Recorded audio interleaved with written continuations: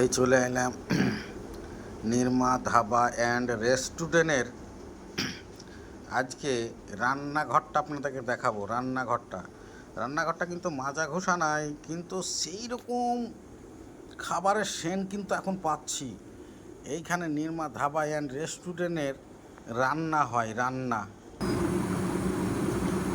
আপনার এইখানে ডাল রান্না হচ্ছে, এইখানে আপনার পাঁচ তরকারি রান্না হচ্ছে। এটাই হচ্ছে সেই নির্মা ধাবা অ্যান্ড রেস্টুরেন্টের রান্নাঘর। কি সুন্দর একটা সেন্ট!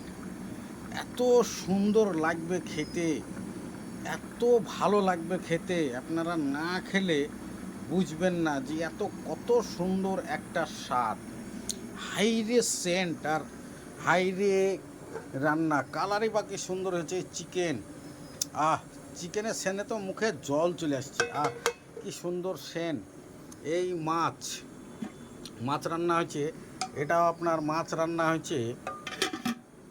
এটা আর এক রকমের মাছ, খুব সুন্দরভাবে রান্না হয়েছে। আপনারা না খেলে বুঝবেন না এত সুন্দর রান্না। এইটাই হচ্ছে সেই Nirma dhaba and restaurant, Gokarna power house, bus stand মোড়। এইটাই হচ্ছে সেই নির্মা ধাবা অ্যান্ড রেস্টুরেন্টের খাবারের ঘর। এইখানেই খাওয়া হয়। এই যে দেখছেন এসি লাগানো আছে, কেমন সুন্দর। এটা হচ্ছে কাউন্টার। এইখানে নির্মা ধাবা অ্যান্ড রেস্টুরেন্টের খাওয়া দাওয়া হয়। এটা আপনার পেপসির ফ্রিজ। এটা আপনার মা ও বোনেদের জন্যে আলাদা একটা গেস্ট রুম, একটা রুম।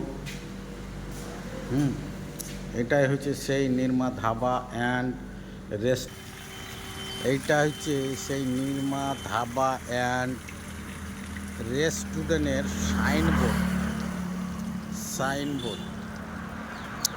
ভিতরটা খুবই সুন্দর, তো বাহিরটা অত সুন্দর না। বাহিরটার এখনও কাজ করা হয়নি, মেরামত করা হয়নি।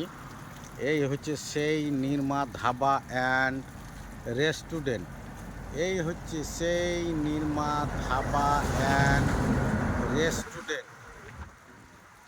এখানে এখনও কাজ করা হয়নি, বাহিরটা একটু চকচকে না, কিন্তু ভিতর খুব সুন্দর হয়েছে, ঝরঝরে হয়েছে।